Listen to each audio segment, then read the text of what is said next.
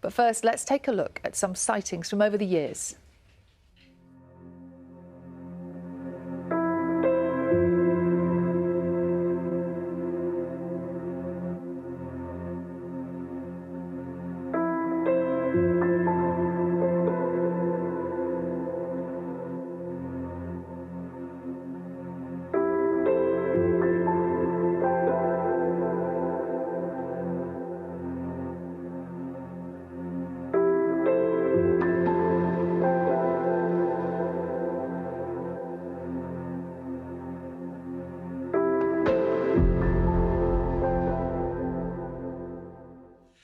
Beautiful pictures over the years. How did last night fare? It was a bit Did cloudy, you look? I wasn't did have a little look. I didn't. OK. I was watching the darts. But let's check in and find out what last night was like. We can speak to Dr.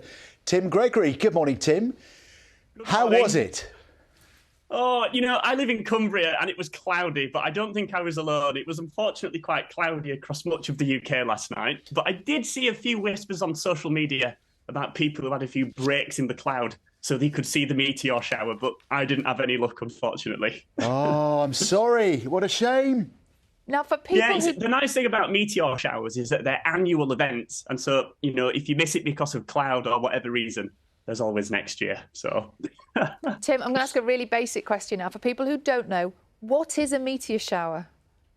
OK, so a meteor shower is a period during the year. They usually last a couple of days or a couple of nights where there's a higher number than usual of meteors being exactly the same as shooting stars, microscopic pieces of rock that fall through the Earth's atmosphere and light up in a beautiful celestial light show. And you can see them on any night of the year, but during meteor showers, you see a much higher number. And so last night, for example, you would have been able to see probably about 120 shooting stars within an hour, which is one every 30 seconds. So it's much, much more frequent than on a normal night in the year.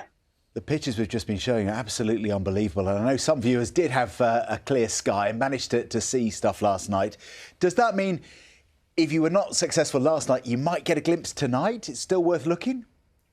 Yes, definitely. So it was the peak of the meteor shower last night. But, you know, that we sort of ramp up to the peak and then it takes a couple of days to ramp back down. And it'll probably fizzle out in a week or so. So if you didn't have any luck last night, definitely try again tonight and you might get lucky.